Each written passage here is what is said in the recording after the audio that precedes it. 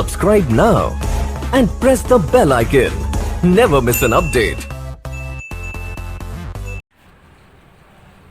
Hello friends, आइए आज हम आपके सामने रीजनिंग का एक बहुत ही महत्वपूर्ण चैप्टर लेकर के आए हैं जिसका नाम है ऊपर लिखा हुआ डाइस। आज हम इस डाइस के बारे में जानेंगे और इसके डिटेल्स के बारे में जानेंगे और इसके बारे में यह भी जानेंगे कि कौन कौन से एग्जाम में प्रश्न पूछे जाते हैं इस चैप्टर से और इस चैप्टर के अंतर्गत हम लोग को क्या पढ़ना है जो। तो ध्यान दीजिएगा, सब लोग बोर्ड पर ध्यान बनाए हुए रखिए, ध्यान दीजिएगा और कीजिएगा। जैसा कि देख रहे हैं तो लिखा हुआ डाइस, डाइस का अर्थ होता है पासा। तो सबसे पहली बात तो हम ये जानेंगे कि आखिर पासा का डेफिनेशन क्या होता है, पासा किसे कहते हैं, डाइस किसे कहते हैं। तो ध्यान दीजिएगा, यहाँ डेफिनेशन लिखा हुआ है इस प्रकार से, देखिए ध्यान दीजिए, बोर्ड पर लिखा हुआ है डेफिनेशन, परिभाषा।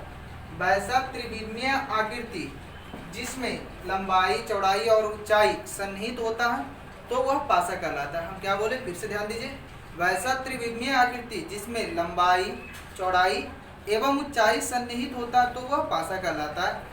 अब बोलिएगा सन्निहित का अर्थ क्या होता है, हमें जरा बताइए। तो ध्यान दीजिएगा, हम बताने जा रहे हैं। सन्निहित का अर्थ होता है सम्मिलित होना या शामिल होना। अब ध्यान दीजिएगा, जैसे ही बोले कि वैसा त्रिविमीय आकृति जिसमें लंबाई, चौड़ाई और ऊंचाई सन्निहित होता है तो वह डाइस कहलाता है, पासा कहलाता है। जैसा कि यहाँ पर देख रहे हैं, उदाहरण के रूप में लिखा हुआ है लूडो का छक्का और एक चित्र बनाया हुआ है। इसमें देख रहे हैं लंबाई, चौड़ाई और ऊंचाई तीनों का तीनों शामिल है तो यह पासा कहलाएगा। कुछ लोग का डेफिनेशन यह भी होता है, कुछ लोग यह भी कहते हैं कि सर ऐसा नहीं डेफिनेशन होता है। डेफिनेशन यह होता है कि लंबाई, चौड़ाई और ऊंचाई तीनों समान होता है, बराबर होता है। यह कोई जरूरी नहीं है कि तीनों बराबर ही हो। यदि जो तीनों बराबर होगा तो वह डाइस नहीं बल्कि घन कहलाएगा, क्यूब कहलाएगा। तो हम यहाँ पढ़ने जा रहे हैं डाइस। तो डाइस का निश्चित अर्थ यह होता है कि वैसा त्रिविमीय आकृति जिसमें लंबाई भी शामिल हो, ऊंचाई भी शामिल हो और चौड़ाई भी शामिल हो, तभी वह डाइस कहलाएगा, तभी वह पासा कहलाएगा। अब जानेंगे कि डाइस होता है, पासा होता है तो आखिर कैसा होता है और इसके स्वरूप के बारे में जानेंगे। यह रहा चौड़ाई, लंबाई और ऊंचाई, यह तीनों का तीनों इसमें शामिल है, छिपा हुआ है तो वह पासा कहलाएगा। अब हम जानेंगे, जैसा कि इसको हम नामकरण दे सकते हैं, नाम दे सकते हैं 1, 2, 3।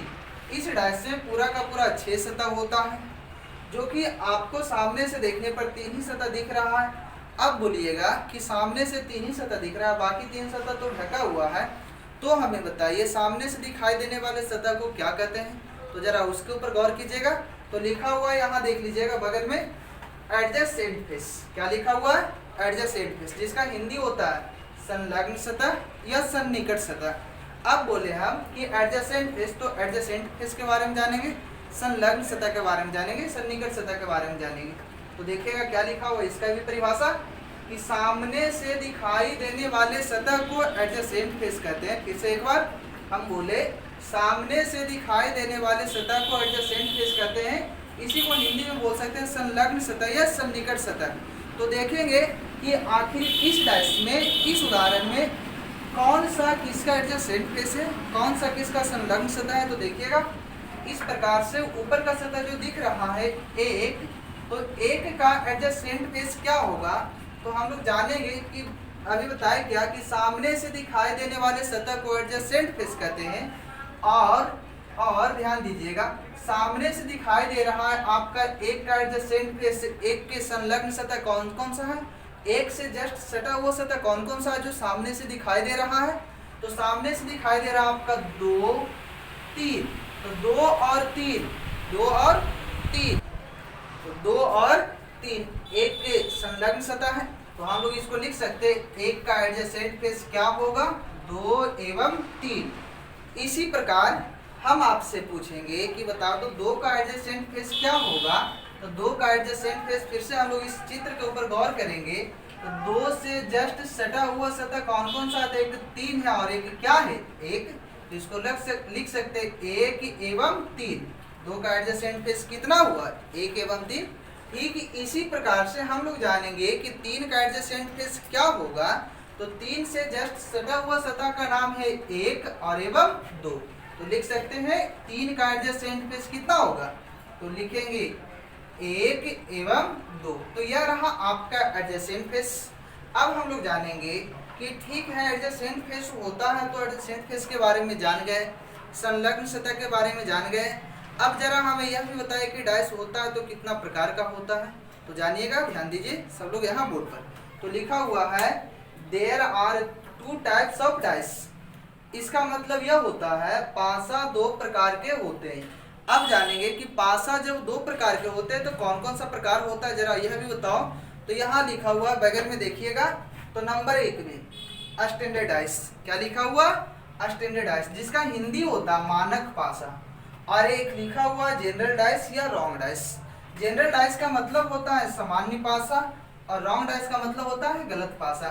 और जनरल डाइस, रॉन्ग डाइस दोनों एक ही डाइस को कहा जाता है, 2 नाम से जानते हैं हम लोग इसी पासा को। अब बोलिएगा कि स्टैंडर्ड डाइस क्या होता है और जनरल डाइस क्या होता है। तो जैसा कि ध्यान दीजिएगा, आप मार्केट में यदि जो कभी भी लाने के लिए जाइएगा पासा डाइस, तो बोलिएगा कि हमें डाइस दिखाओ, तो दुकानदार जो होता है वो आपसे पूछेगा कि आपको कैसा डाइस चाहिए, जनरल चाहिए या स्टैंडर्ड चाहिए। अब जैसे स्टैंडर्ड शब्द का नाम सुनते हैं तो आपको दिमाग में यह बात आता है कि कुछ क्वालिटी इसमें अच्छा होगा, जनरल से अच्छा होगा, क्योंकि जनरली हम लोग जानते हैं जो नॉर्मल होता है उसको कहते हैं जनरल, और जो हाई क्वालिटी का होता है उसको कहते हैं थोड़ा यह स्टैंडर्ड है। तो इसी प्रकार से डाइस में भी हम लोग यह देखेंगे कि जनरल डाइस और स्टैंडर्ड डाइस होता है। तो कैसे पहचान करेंगे कि यह डाइस स्टैंडर्ड है, कैसे पहचान करेंगे कि यह डाइस जनरल है।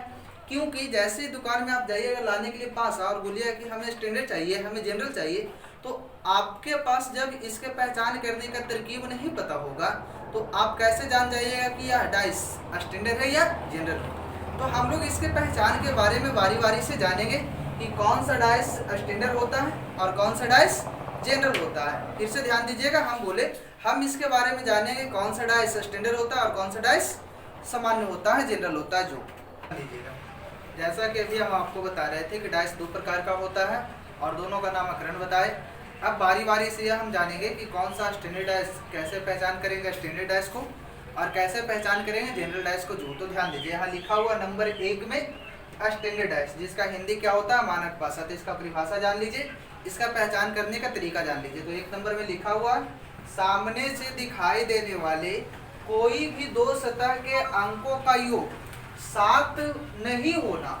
सामने से दिखाई देने वाले कोई भी 2 सतह के अंकों का योग 7 नहीं होना, वह स्टैंडर्ड डाइस कहलाता है। जैसा कि उदाहरण के रूप में भी यहाँ लिखा हुआ एक डाइस का चित्र बनाया हुआ, एक पासा का चित्र बनाया हुआ है।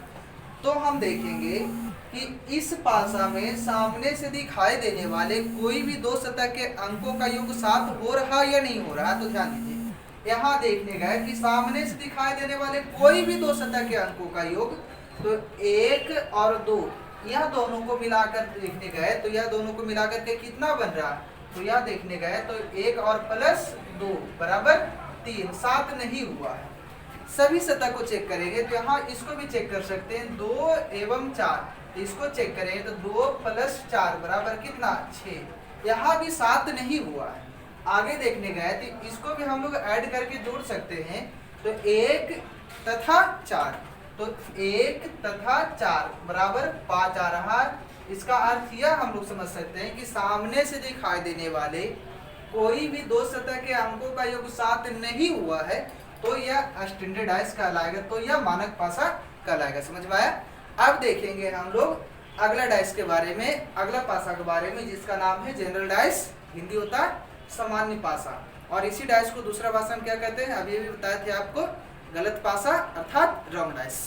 तो इसका परिभाषा समझिएगा, लिखा हुआ सामने से दिखाई देने वाले कोई भी 2 सतह के अंकों का योग 7 हो जाना। फिर से ध्यान दीजिए, सामने से दिखाई देने वाले कोई भी 2 सतह के अंकों का योग 7 हो जाना, वह स्टैंडर्ड डाइस नहीं बल्कि जनरल डाइस कहलाता है। तो अब हम इसका उदाहरण के बारे में जानेंगे, एग्जाम्पल के बारे में जानेंगे। तो उसका उदाहरण यहाँ भी हम देख सकते हैं इस प्रकार से कि सामने से दिखाई देने वाले कोई भी 2 सतह के अंकों का योग 7 हो जाना। तो 7 हो जाना अर्थात यहाँ लिख देंगे 5, 2, 3। अब देखेंगे कि 5 और 3 कितना होता है, 8 हुआ है। 5 प्लस 3 8, यहाँ 7 नहीं हुआ है। आगे चेक करेंगे 2 और 3 कितना होता है, तो 2 और 3 कितना होता है, 5 होता है, यहाँ भी 7 नहीं हुआ है। आगे चेक करेंगे हम लोग तो यहाँ 5 और प्लस 2 बराबर 7 हो गया, तो 7 हो गया अर्थात यह आपका गलत पासा है, रॉन्ग डाइस है अर्थात जनरल डाइस। तो इस प्रकार से हम दोनों का पहचान करने का तरीका जाने कि सामने से दिखाई देने वाले कोई भी दो सतह के अंकों का योग 7 नहीं होगा तो आपका स्टैंडर्ड डाइस कहलाएगा, और सामने से दिखाई देने वाले कोई भी दो सतह के अंकों का योग 7 हो जाएगा तो वह जनरल डाइस कहलाएगा।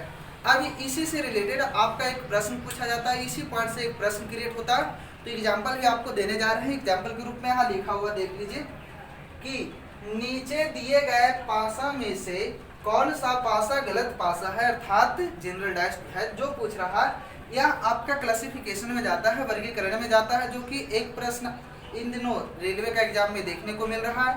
तो हम लोग देखेंगे कि आखिर कौन सा इसका राइट आंसर है। जो तो नीचे देखने गए तो चार डाइस का चित्र बनाया हुआ है और आपसे पूछा कि बता दो कौन सा गलत पासा होगा, कौन सा रॉन्ग डाइस होगा, कौन सा जनरल डाइस होगा।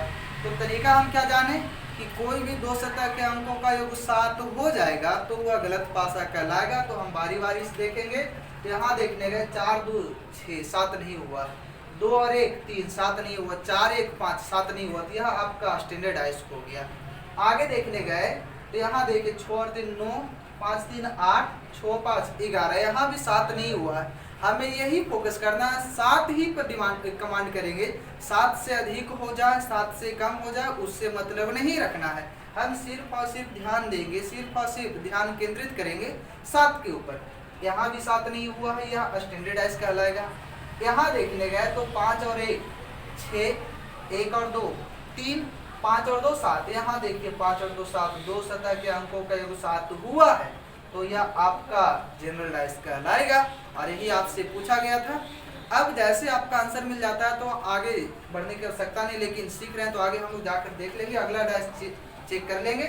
6 और 4 10, 6 और 2 8, 4 और 6 4 और 2 6, यहाँ भी आपको 7 नहीं हुआ है अर्थात यह भी आपका स्टैंडर्ड डाइस है। इस प्रकार से ऑप्शन नंबर सी समझ में आया। तो आपसे इस रिलेटेड प्रश्न पूछेगा क्लासिफिकेशन से रिलेटेड संबंधित, तो आप बना लीजिएगा। अब इससे आगे हम लोग जानेंगे, ध्यान दीजिएगा। जैसा कि हम आपको बताए अभी भी कि इस चैप्टर में कितने टाइप के प्रश्न आपसे पूछे जाते हैं, तो गौर कीजिएगा। यह डाइस चैप्टर में, पासा का चैप्टर में 2 टाइप के प्रश्न पूछे जाते हैं। और कौन कौन से टाइप के प्रश्न पूछे जाते हैं जो ध्यान दीजिएगा।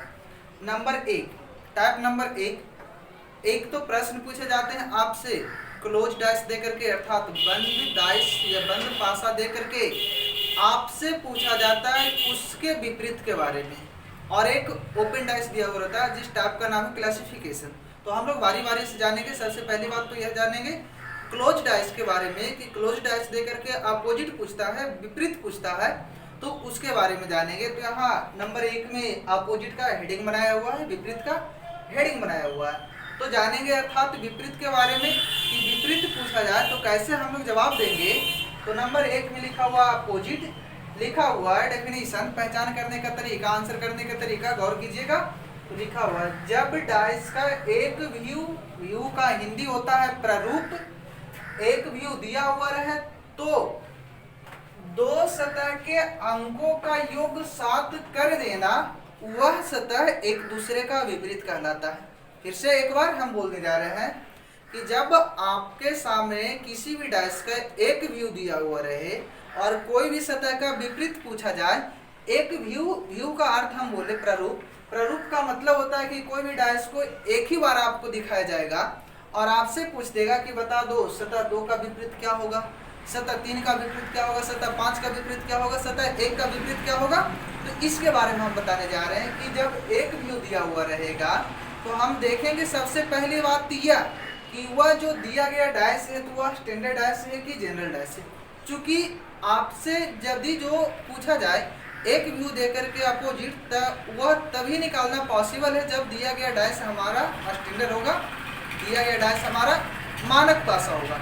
तो जानेंगे, देखेंगे सबसे पहली बात तो यह स्टैंडर्ड डाइस है या नहीं है। तो देखने गए तो स्टैंडर्ड डाइस पहचान करने का तरीका हम क्या बताए थे आपको कि सामने से दिखाई देने वाले कोई भी दो सतह के अंकों का योग सात नहीं होना, अर्थात सात नहीं होगा तो वह स्टैंडर्ड डाइस कहलाएगा। तो इस डाइस में देखने जा रहे हैं तो 1 और 2 3 7 नहीं हुआ, 3 और 1 4 7 नहीं हुआ, 2 और 3 5, यहाँ भी 7 नहीं हुआ। अर्थात यह दिया गया डाइस हम लोग का कैसा है, तो दिया गया डाइस स्टैंडर्ड डाइस है, अर्थात मानक पासा है। तो मानक पासा होगा तो एक व्यू दे करके पूछेगा अपोजिट, तो अपोजिट निकालना पॉसिबल है, संभव है। तो उसके लिए हम क्या बताएं इसके अंतर्गत कि कोई भी दो सतह के अंकों का योग 7 कर देना। जैसे हम बोले कि बता दो एक का विपरीत क्या होगा, तो एक में हम लोग कितना जोड़ दें कि 7 हो जाए, तो एक में हम लोग जोड़ेंगे कितना बताइए आप, तो एक में जोड़ेंगे 6 और 6 और 1 7, यह दोनों एक दूसरे का अपोजिट होगा। ठीक इसी प्रकार से हम पूछे आपसे कि बता दो 2 का विपरीत क्या होगा, तो 2 में हम कितना जोड़े कि जिससे 7 हो जाए, तो 2 में कितना जोड़ना पड़ेगा 5, अर्थात यह 7 हुआ है, अपोजिट कहलाएगा। 2 का विपरीत 5, 5 का विपरीत 2। ठीक इसी प्रकार से हम पूछेंगे कि बता दो 3 का विपरीत क्या होगा, तो 3 में ऐसा कौन सा संख्या जोड़ दें कि 7 बन जाए, तो कितना जोड़ना पड़ेगा 4। बहुत अच्छा, तो 4 जोड़ दिए तो यहाँ भी बन गया आपका 7। तो यह देखने गए कि 1 का विपरीत 6, 2 का विपरीत 5 और 3 का विपरीत 4। इसको उल्टा भी हम लोग बोल सकते हैं इस रूप में कि 6 का विपरीत 1, 1 का विपरीत 6, किसी भी दिशा से बोलिए आंसर में कोई परिवर्तन नहीं होगा। तो इस तरह से हम लोग एक व्यू दिया हुआ रहेगा तो अपोजिट निकाल लेंगे और आंसर भी कर देंगे इसी प्रकार से। लेकिन आपका एग्जाम में होता क्या है कि एक व्यू नहीं, एक से अधिक व्यू भी देकर के आपसे प्रश्न में विपरीत पूछा जाता है। तो जब एक से अधिक व्यू दिया हुआ रहेगा तो कैसे आंसर करेंगे, तो उसके बारे में भी जानेंगे।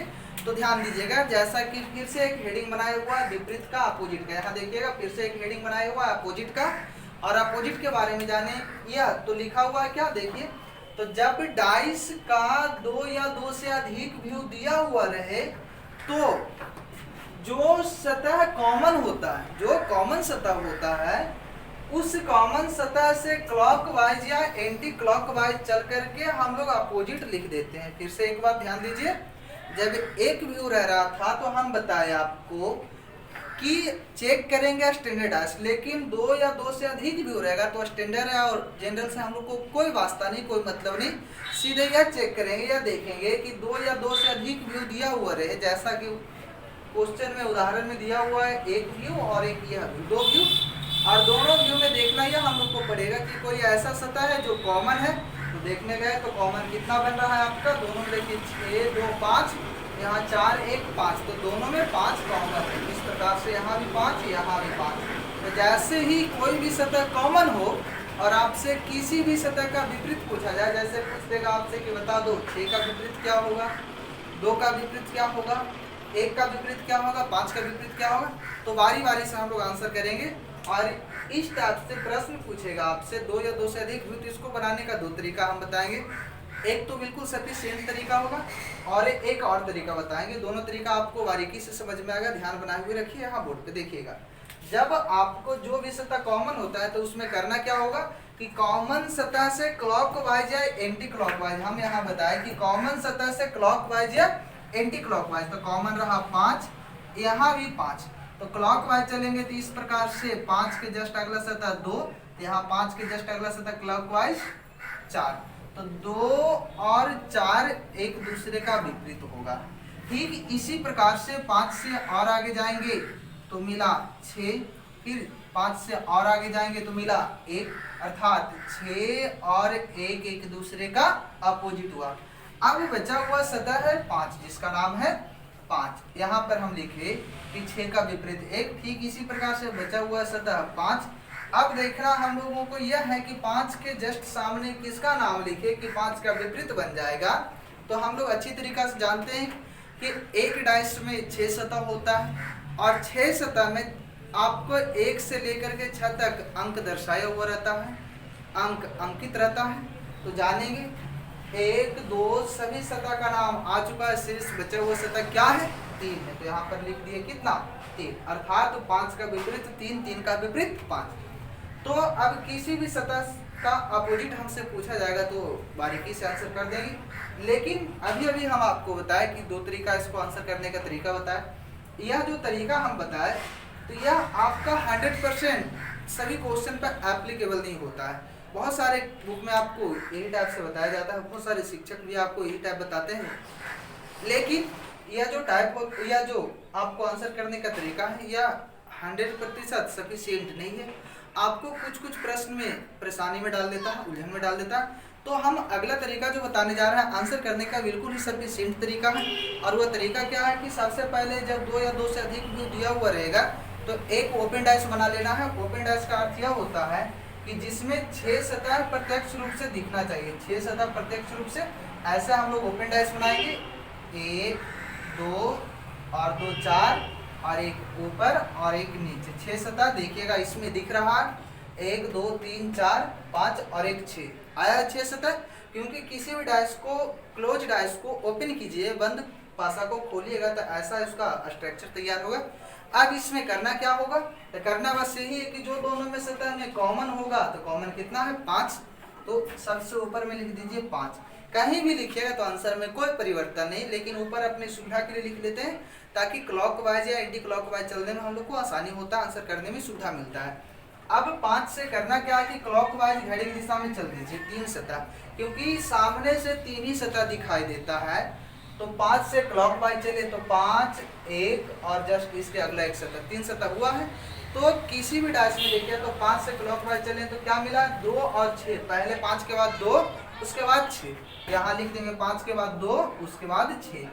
फिर इस व्यू में देखने गए तो 5 से जस्ट आगे क्लॉकवाइज चलेंगे तो क्या मिलेगा 4 1, 5 से जस्ट आगे 4 1 क्लॉकवाइज घड़ी की दिशा में।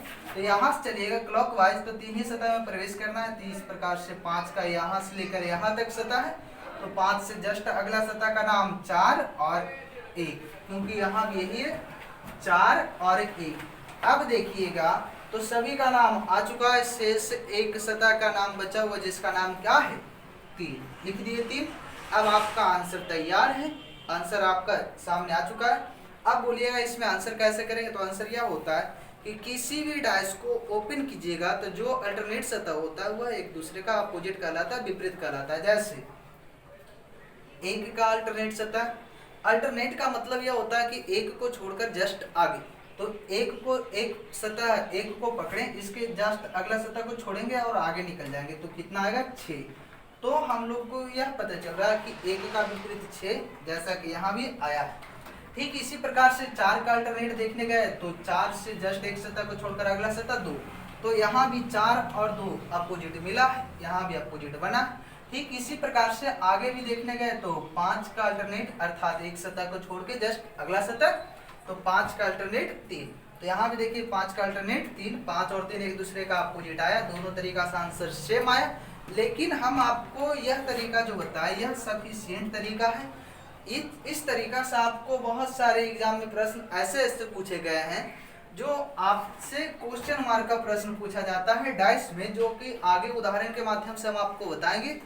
तो इस तरीका से बिल्कुल ही आसानी से, बहुत बेहद आसान तरीका से आंसर आ जाता है। लेकिन इस तरीका से आप आंसर नहीं कर सकते हैं जब क्वेश्चन मार्क का प्रश्न पूछा जाएगा, तो हम लोग इस तरीका को नहीं अप्लाई करेंगे, यह तरीका ही अप्लाई करेंगे।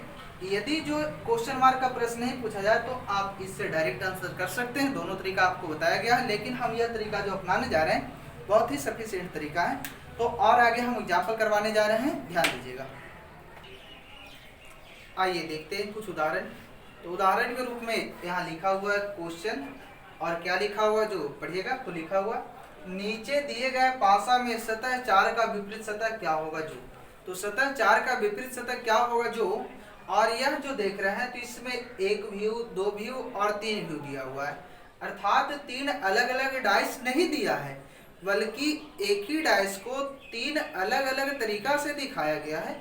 और आपसे पूछा कि बता दो सतह 4 का विपरीत क्या होगा जो। तो अभी अभी हम बताए 2 तरीका आंसर करने का, और एक तो बताए थे ओपन डाइस करके। तो ओपन डाइस का चित्र बना देंगे, खुला पासा का चित्र बनाएंगे, इस प्रकार से आप बना लीजिएगा, इस प्रकार से, जिसमें कि 6 सतह प्रत्यक्ष रूप से आपको दिखाई देना चाहिए, 1 2 और 2 4, और एक ऊपर का सतह और एक नीचे का सतह, 6 सतह आया है इसमें। अब इसमें करना क्या होता है जो देखेंगे, तो बताए थे यहाँ 3 व्यू दिया हुआ, तो कोई भी 2 व्यू से चलिए ना जिसमें कि कोई एक सतह कॉमन हो। तो देखने जा रहे हैं तो व्यू नंबर 1 और व्यू नंबर 2, तो इसमें कॉमन सतह ढूंढे तो कॉमन सतह मिला है 6, यहाँ भी देखिए 6, यहाँ भी देखिए 6। यह कोई जरूरी नहीं है कि आप व्यू नंबर 1 और व्यू नंबर 2 में ही चलेंगे, बल्कि आपको इच्छा तो व्यू 3 और व्यू 2 में चल सकते हैं, या तो व्यू 1 और 3 में चल सकते हैं, किसी भी 2 व्यू में चलिए। लेकिन हाँ, एक सतह कॉमन होना अनिवार्य है। तो एक सतह कॉमन देखेंगे तो कॉमन सतह मिला था आपको व्यू 1 और व्यू 2 में, सतह का नाम है 6। अब आपको यहाँ से करना क्या होता है, क्लॉकवाइज या एंटी क्लॉकवाइज की दिशा में चल के अपोजिट कर देते हैं, विपरीत कर देते हैं। और यह कोई जरूरी नहीं कि आप क्लॉकवाइज ही हमेशा चले, एंटी क्लॉकवाइज भी चलिएगा तो आंसर में कोई परिवर्तन नहीं होगा, आपका रिजल्ट में कोई बदलाव नहीं होगा। तो देखेंगे तो यहाँ 6 से चलने गए तो 6 से देखिएगा इस प्रकार से, पिछला प्रश्न में हम पहले व्यू नंबर 1 से चले थे, आप व्यू 2 से भी पहले चल सकते हैं, आंसर में कभी भी कोई बदलाव नहीं होगा, जैसा कि हम चल के बताने जा रहे हैं आपको। तो 6 से क्लॉकवाइज, तो 6 से क्लॉकवाइज ऐसा ही घूमे, फिर आपको 6 में ही प्रवेश कर जाएंगे, तो 6 3 5। तो यहाँ से लिख देंगे ऊपर में 6 से 6 जो सतह कॉमन होता है, उसके बाद क्लॉकवाइज तो 6 3 5 देखिए आया हुआ है। इसके जस्ट बाद व्यू 1 में चले, यहाँ से 6 के जस्ट बाद 4 और 1, तो यहाँ से चले क्लॉकवाइज तो क्या आया है 4 और 1। अब देखना यह होता है कि 5 सतह का नाम आ चुका है, शेष एक सतह कौन सा बचा हुआ है, तो देखने जा रहे हैं। तो सतह बचा हुआ जिसका नाम है 2 और खाली स्थान एक ही है, लिख दिए 2। अब देखिए सभी सतह का नाम आ चुका है, और अभी बताया आपको कि अल्टरनेट सतह एक दूसरे का अपोजिट कहलाता है, अल्टरनेट सतह एक दूसरे का विपरीत होता है। तो लिख देंगे अल्टरनेट, 1 का अल्टरनेट 5 अर्थात 1 का विपरीत 5, 4 का अल्टरनेट 3 अर्थात 3 का विपरीत 4, और 4 का विपरीत 3 ही बोल सकते। ठीक इसी प्रकार से आप यहाँ भी कह सकते हैं 6 का अल्टरनेट 2, तो 2 का विपरीत 6 और 6 का विपरीत 2। तो आपसे प्रश्न में पूछा गया था बता दो 4 का विपरीत क्या होगा, तो 4 का अल्टरनेट कितना 3, तो 4 का विपरीत कितना आया 3, ही आपका राइट आंसर है। किसी का भी विपरीत आपसे पूछा जा सकता है, तो हम लोग किसी का भी आंसर कर सकते हैं बिल्कुल आसानी से। अब एक और उदाहरण इसी में देखने जा रहे हैं, जो नीचे लिखा हुआ है। क्या लिखा हुआ है कि नीचे दिए गए डायस में सतह 5 का विपरीत क्या होगा जो बताओ। तो सतह 5 का विपरीत क्या होगा जो बताओ, यह पूछा गया है। और यहाँ देखिएगा तो एक ही डाइस का 2 व्यू दिया हुआ है, व्यू नंबर 1 और व्यू नंबर 2। ऐसा दिमाग में कभी यह बात मत लाइएगा कि 2 अलग अलग डाइस है, या डाइस नंबर 1 डाइस नंबर 2, ऐसा कहना बिल्कुल 100% गलत है। क्योंकि जब 2 अलग अलग डाइस होगा तो इसका विपरीत कभी भी इस डाइस में नहीं मिलेगा, इसका विपरीत कभी भी इस डाइस में नहीं मिलेगा, बल्कि एक ही डाइस का 2 अलग अलग तरीका से दिखाया गया है। तो इसी को हम लोग बोलते हैं व्यू अर्थात प्रारूप, अलग अलग रूप। तो इसमें देखने जा रहे हैं तो इसमें लग रहा है कि 2 सतह कॉमन है। देखिएगा सतह 4 और 1, सतह 4 और 1 2 सतह कॉमन है। तो इससे पहले जो तरीका हम बताए थे ओपन डाइस करके आंसर करना, तो यह तरीका इसीलिए यह तरीका जो काम करता है एप्लीकेबल होता है, तभी एप्लीकेबल होता है, तभी काम करता है जब कोई एक सतह कॉमन होता है, 2 सतह कॉमन में नहीं काम करता है। तो ठीक इसी प्रकार से जब 2 सतह कॉमन होता है तो बहुत ही सिंपल तरीका है आंसर करने का। आपसे 5 का आंसर पूछा गया, देखिएगा यहाँ 4 1 4 1 2 सतह कॉमन है। तो जो सतह अनकॉमन होता है, तो अनकॉमन अर्थात कॉमन नहीं है 5 और 6, तो जो सतह अनकॉमन होता है वह एक दूसरे का निश्चित विपरीत कहलाता है। तो 5 का अनकॉमन 6, 5 और 6 अनकॉमन, तो 5 का विपरीत 6 और 6 का विपरीत 5, तो आपका आंसर राइट आंसर कितना है 5। अब बोलिएगा कि बताओ इस प्रश्न में 4 का विपरीत क्या होगा, 1 का विपरीत क्या होगा, 2 का विपरीत क्या होगा। तो जब 2 सतह कॉमन हो तो अनकॉमन जो सतह होता है तो सिर्फ वो ही निश्चित रूप से विपरीत कहलाता है, बाकी जो होता है वो प्रोबेबल में होता है, संभावना में होता है। जैसे 1 का विपरीत हमसे पूछेगा तो आंसर देंगे 2 या 3। ठीक इसी प्रकार से 4 का विपरीत पूछेगा तो 2 या 3। अर्थात हम यह कह सकते हैं कि 1 का विपरीत तय नहीं कर सकते हैं कि 2 या होगा या 3 होगा, 2 का विपरीत तय नहीं कर सकते हैं कि 1 होगा या 4 होगा।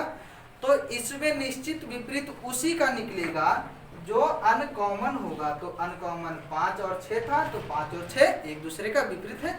और बगल में इसीलिए आपको नोट एक दे दिए, नोट पॉइंट यहाँ लिखा हुआ है, गौर कीजिएगा, ध्यान दीजिएगा।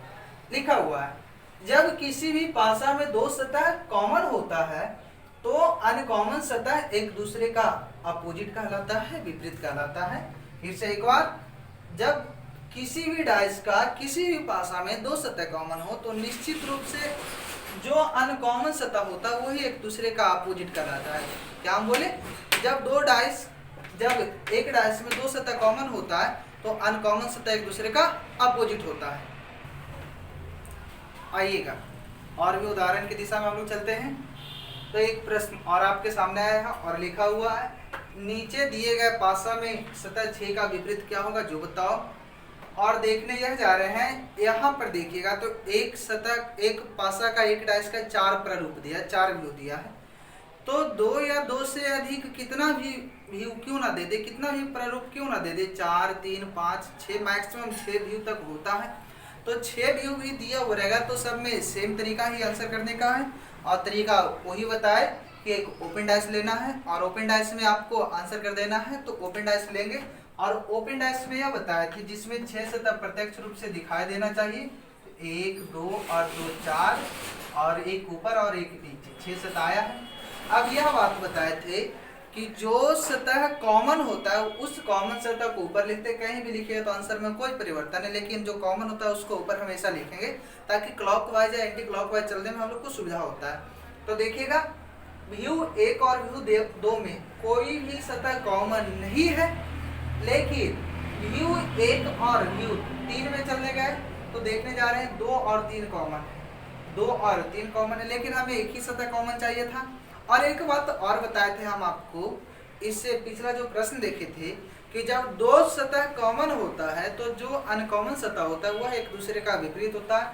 तो यहाँ इस दिशा में भी आंसर कर सकते हैं आप कि देखिएगा, इसमें 2, 3 कॉमन है, 2 सतह, तो अनकॉमन है 6 और 1, तो 6 का विपरीत 1 और 1 का विपरीत 6, डायरेक्ट आंसर कर सकते हैं। लेकिन बोलिएगा कि सर हम चित्र बनाकर ओपन डैश बना करके आंसर करना चाहते हैं तो इसको कैसे करेंगे, कर सकते हैं, किसी भी तरीका से आंसर कीजिए, आंसर में कोई परिवर्तन नहीं होगा। तो व्यू नंबर 1 और व्यू नंबर 4 में गए, यहाँ भी 2 सतह कॉमन, लेकिन व्यू 2 और व्यू 3 में गए तो यहाँ एक सतह कॉमन मिल रहा है जिसका नाम है क्या चीज, 1। और जब एक सतह कॉमन होता है तो हम बताए थे तरीका कि क्लॉकवाइज या एंटी क्लॉकवाइज चल करके, तो यहाँ 1 लिख देंगे और क्लॉकवाइज चलेंगे तो इस प्रकार से, तो 1 से जस्ट आगे क्लॉकवाइज चलेंगे तो 5 और 4, तो यहाँ लिख देंगे 5 और 4। ठीक इसी प्रकार से इस व्यू में देखने गए तो व्यू 1 से के बाद जो कॉमन सतह होता है उसका तो क्लॉकवाइज चलेंगे घड़ी की दिशा, तो इस प्रकार से 2 और 3, तो लिख दीजिएगा मेरे साथ, यहाँ क्लॉकवाइज 2 और 3, तो अनकॉमन सतह यहाँ लिखे हैं। अब देखना यह होता है 6 सतह होता है पासा में जिसमें एक सतह का नाम बचा हुआ है जिसका नाम है 6।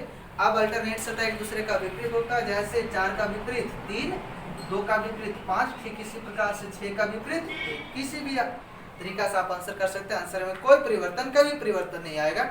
ठीक इसी प्रकार से एक और प्रश्न आगे दिया गया है, देखिएगा नीचे। पिछला प्रश्न आया समझ में, बिल्कुल समझ में आया होगा, केवल ध्यान बनाए हुए रखिए बोर्ड पे, बहुत ही सिंपल तरीका से आपको बताया जा रहा है जो कि किसी भी प्रश्न को आप सॉल्व कर सकते हैं यह तरीका अपना करके। एक प्रश्न और आगे चलने जा रहे हैं, गौर कीजिएगा। लिखा हुआ नीचे दिए गए पासा में सतह 2 का विपरीत सतह क्या होगा जो, तो नीचे दिए गए पासा में सतह 2 का विपरीत सतह क्या होगा जो, तो देखने जा रहे हैं व्यू नंबर 1 और व्यू नंबर 2। यहाँ भी 2 व्यू दिया, 2 प्रारूप दिया है। अब एक बात और बताए थे कि जब 2 सतह कॉमन हो, एक सतह कॉमन हो, लेकिन इसमें देखने गया तो कोई भी सतह कॉमन नहीं है, तो बोलिएगा जब कोई भी सतह कॉमन नहीं है तो आंसर कैसे करेंगे। इसमें देखने गए थे तो 2 सतह कॉमन, एक सतह कॉमन मिला था, लेकिन यहाँ कोई भी सतह कॉमन नहीं है। तो आपसे पूछा कि 2 का विपरीत बता दो, तो अक्सर एक बात ध्यान रखिएगा कि जब कोई भी सतह कॉमन नहीं हो और आपसे पूछा जाएगा आंसर कि किसी भी सतह का आंसर बता दो, तो जब कोई भी सतह कॉमन नहीं होता तो उसका आंसर प्रोबेबल होता है, संभावना के रूप में होता है, निश्चित नहीं हम कह सकते हैं। तो 2 का देखने गए तो 2 का सतह पूछा जाएगा, 2 का विपरीत पूछा जाएगा। तो एक बात और हम जानेंगे यह कि सामने से जो सतह दिखा देता है वो कभी भी अपोजिट नहीं कहलाता। जैसे एक डाइस लीजिएगा अपने हाथ में, तो 2 का विपरीत 5 यह एक दूसरे का सामने आमने दिखाई दे रहा है, तो इससे 2 और 5 का भी विपरीत नहीं कहलाएगा। तो इसका विपरीत तो इसके अंतर्गत ही आएगा, इसके अंदर जो छिपा हुआ पार्ट होता है वह विपरीत कहलाता है। तो 2 का विपरीत या तो 3 होगा या 6 होगा या 4 होगा, कितना होगा जो निश्चित नहीं कर सकते, इसलिए हम लोग कह सकते हैं 2 का विपरीत आपसे पूछेगा तो 3, 4 या 6। ठीक इसी प्रकार से यदि जो 1 का भी विपरीत पूछता तो 1 का विपरीत भी यही जवाब देंगे 3, 4 या 6। ठीक इसी प्रकार से यदि जो 5 का भी विपरीत पूछता तो 5 का भी विपरीत का आंसर 3, 4 या 6। यह जो आंसर हुआ है यह संभावना के रूप में हुआ है, प्रोबेबल में हुआ। प्रोबेबल का मतलब क्या होता है? संभावना। निश्चित नहीं कर सकते हैं कि 2 का विपरीत निश्चित रूप से 3 होगा, 4 होगा या 6 होगा। यह संभावना के रूप में जा रहा है क्योंकि यहाँ कोई भी सतह कॉमन नहीं है। क्लियर है? समझ में आया होगा। अब आगे और भी उदाहरण देखेंगे। देखिएगा एक प्रश्न और आया है आपके सामने, क्या लिखा हुआ जो बोर्ड पर ध्यान दीजिए। लिखा हुआ नीचे दिए गए पासा में सतह 5 का विपरीत क्या होगा जो, तो सतह 5 का विपरीत पूछा गया है और इसमें देखने जा रहे हैं तो 2 व्यू दिया हुआ। अभी अभी आपको हम सिखा रहे थे 2 व्यू या 2 से अधिक व्यू, 3 व्यू में प्रश्न चलकर देखे, 4 व्यू में भी और 1 व्यू में भी, और यहाँ 2 व्यू दिया गया। तो हम तरीका क्या बताए थे कि एक ओपन डाइस बनाते हैं। क्या बनाते हैं? एक ओपन डाइस बनाते हैं और ओपन डाइस बना करके जिसमें कहते हैं खुला सतह बनाते हैं, जिसमें 6 सतह भी दिखता है प्रत्यक्ष रूप से। तो देखेंगे ओपन डाइस के माध्यम से इस प्रकार से, जिसमें 6 सतह दिखाई देना चाहिए स्पष्ट। यहाँ बनाए ओपन डाइस। अब इसमें करना क्या होता है कि जो सतह कॉमन हो उस कॉमन सतह को ऊपर में लिखते हैं। तो कॉमन सतह कितना है दोनों? तो देखिएगा 4। अब 4 से क्लॉकवाइज या एंटी क्लॉकवाइज की दिशा में किसी भी दिशा में चलिएगा तो 4 कॉमन था, कॉमन लिखेंगे यहाँ। अब क्लॉकवाइज चलिएगा तो क्लॉकवाइज, तो 4 के जस्ट अगला सतह 2 लिखेंगे 2, इसके जस्ट अगला 6 तो इसके जस्ट अगला 6। अब इसके बाद इस व्यू में जा रहे हैं तो 4 से जस्ट आगे क्लॉकवाइज चलें तो 3 और 1, तो 4 से आगे क्लॉकवाइज चलेंगे तो 3 और 1, शेष बचा हुआ सतह का नाम क्या है? तो 5 लिख दिए खाली स्थान पर 5। अब अल्टरनेट सतह एक दूसरे का अपोजिट होता है, अल्टरनेट सतह एक दूसरे का विपरीत होता है। जैसे 1 का अल्टरनेट 6 तो 1 और 6 एक दूसरे का विपरीत, 3 का अल्टरनेट 2 तो 3 और 2 एक दूसरे का विपरीत, 4 का अल्टरनेट 5 तो 4 और 5 एक दूसरे का विपरीत। तो आपसे प्रश्न में पूछा गया था कि बता दो 5 का विपरीत क्या होगा? तो 5 का अल्टरनेट कितना है? 4, तो 5 का अपोजिट 4। क्लियर है? तो 5 का अपोजिट 4 या 4 का अपोजिट 5 बोल सकते हैं। लेकिन एक बात और ध्यान दीजिएगा, यहाँ तक प्रश्न पूछता तो यहाँ तक तो आंसर कर देते, इससे आगे थोड़ा सा जस्ट आगे इसी प्रश्न पर आधारित एक प्रश्न और आपसे पूछा जाता है। और यह प्रश्न बहुत बार आपसे पूछा गया है। पिछला एग्जाम आप एनटीपीसी या रेलवे का दिए होंगे तो इस टाइप से प्रश्न वहाँ पूछा गया था। देखिएगा, मिलाइएगा तो मिल जाएगा आपको प्रश्न। क्या लिखा हुआ? उपरोक्त प्रश्न के आधार पर, उपरोक्त का अर्थ होता है यह कि ऊपर दिए गए प्रश्न के आधार पर प्रश्न चिन्ह के जगह पर क्या होगा। प्रश्न चिन्ह के जगह पर कहने का अर्थ यह होता है जो खाली स्थान है उसके जगह पर पूछा आपसे कि बता दो उसके जगह पर कौन सा संख्या होगा जो, और इसका ऑप्शन भी दिया हुआ है। ऑप्शन इस प्रकार से दिया हुआ है, हम ऑप्शन भी लिख देते हैं इसका इस प्रकार से। Option number 1, option number 2, option number 3 और ऑप्शन नंबर 4। और ऑप्शन नंबर 1 में लिखा हुआ है 1 और 4, 2, 6, इस प्रकार से लिखा हुआ है ऑप्शन। और आपसे पूछा कि बता दो खाली स्थान के जगह पर क्या होता है। तो बहुत ही सिंपल है इसका आंसर करना। आंसर किस रूप में करते हैं? तो जो खाली स्थान होता है उस खाली स्थान से, हम बताएं फिर से कि जो खाली स्थान होता है उस खाली स्थान से या किसी भी सतह से आप चलिए क्लॉकवाइज, क्योंकि इसको अरेंज किए हैं क्लॉकवाइज ही, उसी पर आधारित प्रश्न पूछा गया था। तो कोई भी सतह से ले, जैसे 5 से भी चल सकते हैं, 3 से भी चल सकते हैं या खाली स्थान से भी चल सकते हैं क्लॉकवाइज। तो 5 से चले तो 5, 3 उसके बाद व्हाट पूछा गया प्रश्न में, 5, 3 उसके बाद व्हाट खाली स्थान। तो इसमें देखेंगे तो 5 और 3 उसके जस्ट आगे खाली स्थान के स्थान पर कौन सा आपका संख्या होगा? तो 5 और उसके जस्ट आगे क्लॉकवाइज चलेंगे तो 3 के घर में प्रवेश करना है तो 5 3 और अगला 1, यही सतह आ रहा है जिसका नाम क्या है 6। तो आपका ऑप्शन संख्या कितना 4, यही आपका राइट आंसर है। फिर से एक बार रिपीट कर देते हैं कि जब आपको प्रश्न चिन्ह पर आधारित प्रश्न पूछा जाए तो प्रश्न चिन्ह को हमेशा अंत में रखिएगा। तो यहाँ चलेंगे क्लॉकवाइज, तभी आपका अंत में आएगा। तो 5 3 वाट, तो यहाँ चलेगा तो 5 3 वाट, वाट की जगह पर कितना 6, तो आपका राइट आंसर 6। क्लियर है, आए समझ में? देखिएगा अब इससे थोड़ा सा आगे और भी उदाहरण आपको करवाने जा रहे हैं। इससे पहले जो हम प्रश्न करवाए आपको, तो डाइस का एक व्यू दिया हुआ था, 2 व्यू दिया हुआ था, 3 व्यू और 4 व्यू तो एग्जाम्पल करवाए, जिसमें एक सतह कॉमन देखने को मिला था, 2 सतह, और आपको बिना सतह कॉमन का भी प्रश्न करवाए। लेकिन इससे थोड़ा सा जस्ट आगे जा रहे हैं, जो कि आपसे प्रश्न पूछा जाता है प्रिज्म का टुकड़ा देकर के। यह जो चित्र बनाया गया है यह प्रिज्म का टुकड़ा है।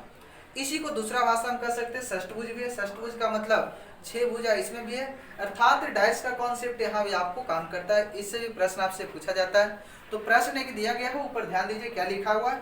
एक षष्ठभुज की 2 स्थितियां दी गई है जिसमें G H M P R एवं बाई भुजाएं हैं। तो इसमें आपसे पूछा गया कि बता दो जी के विपरीत क्या होगा, ऑप्शन भी दिया गया है। बता दो एच के पड़ोसी कौन कौन से हैं, ऑप्शन भी दिया गया है। तो हम लोग जानेंगे इसका आंसर किस प्रकार से करना होता है। तो इसका आंसर बहुत ही आसान करना है, बहुत ही सिंपल करना है। तो करना किस रूप में है जो ध्यान दीजिएगा, इसमें 6 भुजा है, 6 भुजा प्रत्यक्ष रूप से दिख रहा है जिसमें कोई एक सतह कॉमन है, और कॉमन सतह का नाम क्या है जी। कॉमन सतह का नाम क्या है जी। इसे बस एक ही काम आपको करना है कि या तो व्यू संख्या 1 को 2 में एडजस्ट कर दीजिए, या तो 2 को 1 में। जैसे इस प्रकार से इसको पकड़ करके यहाँ भी एडजस्ट इसको कर सकते हैं, या तो इसको पकड़ कर यहाँ भी एडजस्ट कर सकते हैं, आपका अपोजिट बन जाएगा। तो जो सतह कॉमन होता है, तो कॉमन सतह को पहले हम ध्यान देंगे। तो कॉमन है जी। अब कॉमन जी है तो इसके जस्ट सटा हुआ सतह का नाम है एम, और इसमें जस्ट सटा हुआ सतह है आर। अर्थात जो जी सतह है उसका 2 पड़ोसी है, एक एम है और एक आर है। तो व्यू 1 को 2 में यदि जो एडजस्ट करेंगे, या तो 2 को 1 में, तो हम 2 को 1 में लाने जा रहे हैं, या तो 1 को 2 में भी लाइएगा तो आंसर में कभी कोई बदलाव नहीं होगा। तो जी के जस्ट पड़ोस में क्या है आर, तो जी के जस्ट पड़ोस का सतह देखिए रहा जी का सतह, और जी के पड़ोस एक इधर आया है और एक इधर है। तो इधर तो एम लिखा हुआ, तो यहाँ तो आर हो नहीं सकता है, तो खाली स्थान पर आर लिख दिए हैं। अब इसके जस्ट बगल में, आर के जस्ट बगल में क्या है वाई, तो आर के जस्ट बगल का पड़ोस का सतह है एक, यहाँ तो जी लिखा हुआ, तो इधर तो हो नहीं सकता, तो यही सतह है ना वाई के लिए, यहाँ लिख दिए वाई। अब देखिएगा तो 6 सतह में से 5 सतह का नाम आया हुआ है। अब एक सतह शेष बचा हुआ जिसका नाम क्या है एच, क्योंकि प्रश्न में दिया गया था, तो यहाँ पर लिख दिए एच। अब आपका आंसर तैयार है, रिजल्ट तैयार है। बोलिएगा आंसर कैसे करेंगे। तो आमने सामने जब कभी प्रिज्म का टुकड़ा दिया हुआ रहे या षष्ठभुज रहे, तो जो सतह आमने सामने दिखाई देता है वह सतह एक दूसरे का अपोजिट होता है, विपरीत होता है। जैसे बाई का विपरीत एम, ठीक इसी प्रकार से पी का विपरीत आर, ठीक इसी प्रकार से एच का विपरीत जी। आमने सामने से दिखाई देने वाले सतह एक दूसरे का विपरीत होता है। तो प्रश्न संख्या 1 में पूछा गया था कि जी का विपरीत क्या होगा, तो जी के जस्ट सामने में क्या है तो एच, तो जी का विपरीत एच, ऑप्शन संख्या 3। आई समझ में। अब इसी पे आधारित एक और प्रश्न क्या है कि एच के पड़ोस कौन कौन से, एच के 2 पड़ोसी सतह कौन कौन से हैं। तो पड़ोसी का मतलब यह होता है कि उसके जस्ट इर्द गिर्द, तो एच ये रहा, एच के जस्ट बगल में पड़ोस में एक वाई है और एक पड़ोस में पी है। तो एच का जस्ट पड़ोस में कौन कौन है, तो पी और बाई, अर्थात तो बाई और पी नाम आगे पीछे बोल सकते हैं, आंसर में कोई बदलाव नहीं। तो ऑप्शन देख लेंगे, तो पी और वाई कौन कौन सा ऑप्शन है, तो ऑप्शन पी और वाई, ऑप्शन संख्या कितना 1। ऐसे समझ में। अब ध्यान और देंगे, इससे रिलेटेड एक और प्रश्न पूछा जाता है आपसे। प्रश्न यह होता है कि यहाँ तो एक सतह कॉमन था तो आंसर किए। जब आपसे पूछा जाएगा कोई भी सतह कॉमन नहीं होगा इस प्रिज्म का टुकड़ा में या षष्ठभुज में, तो आंसर कैसे देंगे। तो ध्यान दीजिएगा, जैसा कि एक उदाहरण भी दिया गया है आपके लिए, तो लिखा हुआ है एक षष्ठभुज के 2 स्थितियां दी गई हैं जिसमें भुजाएं A B C D E F है। तो बता दो बी का विपरीत क्या होगा। और चित्र यहाँ दिया गया है, प्रिज्म संख्या 1, अर्थात इसी को बोल सकते हैं व्यू नंबर 1 षष्ठभुज का, और यह व्यू नंबर 2। अब इसमें वही तरीका जो इसमें अपनाए हैं वही तरीका अपना करके यहाँ भी जवाब दे सकते हैं। लेकिन इससे पहले जो प्रश्न देखें वहाँ देखने गए थे तो कोई एक सतह कॉमन था, यहाँ कोई भी सतह कॉमन नहीं था। जब कॉमन था तो हम बताए थे जो कॉमन होता है तो उस कॉमन को या यू एक को 2 में एडजस्ट कर दीजिए या 2 को 1 में एडजस्ट कर देते हैं। लेकिन यहाँ कोई भी सतह कॉमन नहीं है, तो कॉमन नहीं है तो जब आपका कोई भी सतह कॉमन नहीं तो सीधे इसको उठाइए और यहाँ लेकर के चले आइए। तो सीधे इसको पकड़ेंगे इस प्रकार से और यहाँ इसमें एडजस्ट करेंगे। तो यहाँ पर देखिए डी जो लिखा हुआ तो इसको पकड़ करके यहाँ लाने गए तो यहाँ पर चला आएगा डी, यहाँ सी और यहाँ ई। लेकिन यदि जो इसको हम पकड़ते ऐसे और इस प्रकार से उठा देते, मोड़ देते, फिर से इसको पकड़े यहाँ इस प्रकार से उठाते तो इधर चला आता आपका ई और यहाँ पर सी ही हो जाता और इधर चला आता डी। अर्थात यहाँ यह कह सकते हैं कि जब कोई भी सतह कॉमन नहीं होगा तो उसमें जो आपको बीच में सतह आता है वह निश्चित रूप से विपरीत कहलाता है। इसके अलावा जो भी सतह होता है वह प्रोबेबल में होता है, संभावना के रूप में होता है। तो सी का विपरीत आपका बी बना है, बी का विपरीत आपका सी बना है। तो ठीक इसी प्रकार से आपसे पूछा कि बता दो बी का विपरीत क्या होगा, तो बी का विपरीत क्या होगा सी। तो बी और सी एक दूसरे का अपोजिट है। लेकिन यदि जो पूछ देता आपसे कि बता दो एफ का विपरीत क्या होगा, तो एफ के जस्ट सामने में क्या दिख रहा है ई या डी। तो एफ का विपरीत प्रोबेबल में होता, संभावना में होता, क्या होता तो देते यहाँ पर ई या डी। इसी प्रकार से ए का विपरीत पूछता कि बता दो ए का विपरीत क्या होगा, तो ए का विपरीत भी यही जवाब देंगे ई या डी। ई या डी का अर्थ यह होता है कि हम निश्चित नहीं कर सकते कि यहाँ एफ का विपरीत ई होगा कि डी होगा, लेकिन यह जरूर निश्चित कर सकते हैं कि दोनों में से कोई एक जरूर होगा। यही दोनों में से इसका कोई विपरीत बनेगा, लेकिन कौन सा विपरीत होगा जो कहा नहीं जा सकता निश्चित रूप से। तो यह जो प्रश्न देखे हम लोग प्रिज्म के टाइप के प्रश्न था, अर्थात इसी को कह सकते हैं पॉलीगॉन। षष्ठभुज के आधार पर प्रश्न पूछा जाता है आपसे, तो इससे रिलेटेड आपसे जितना भी प्रश्न पूछा जाएगा यही प्रश्न बनाने का तरकीब होता है, तरीका होता है। आपसे जो भी एग्जाम्पल के रूप में ऐसा क्वेश्चन जहाँ कहीं भी दिखे आप आसानी से बना सकते हैं। उम्मीद करते हैं कि आपको सारी बातें समझ में आया होगा। यदि जो वीडियो शुरू से देखे होंगे तो अब आपको जो बताए थे शुरुआत में ही कि डाइस में 2 प्रकार के प्रश्न पूछे जाते हैं। नंबर 1 2 टाइप के प्रश्न पूछे जाते हैं। एक तो क्लोज डाइस दे करके पूछता है जैसा कि टाइप 1 में सीखें, और एक जो होता है क्या कि बंद डाइस दे करके पूछा जाता है, और दूसरा होता है कि ओपन डाइस दे करके पूछा जाता है कि ओपन डाइस दे करके खुला पासा दे करके उसको बंद करेंगे तो कौन से डाइस तैयार होगा, कौन सा डाइस बनेगा, जो कि अगला वीडियो में अगला टाइप में अगला भाग में आपको बताने जा रहे हैं, बताएंगे। ठीक है, आज यहाँ तक ही। एक बात और की गौर कीजिएगा, यदि आपके मित्र साथी जो भी हैं अभी तक ही मेरा वीडियो नहीं देखे तो आप उनके पास लिंक भेजिए, वीडियोज को भेजिए और बताइए मित्र साथी को कि यह वीडियो आपके लिए बहुत ही बेनिफिशियल है, बहुत ही फायदेमंद है, क्योंकि घर पर रह करके आप अपने पढ़ाई को जारी रख सकते हैं, स्टडी को कंटिन्यू बना सकते हैं। और चैनल को सब्सक्राइब जरूर कीजिएगा और अपने मित्र साथी को जरूर बताइएगा। आज यहाँ तक ही, बाय बाय, मिलते हैं अगले क्लास अगले वीडियो के साथ।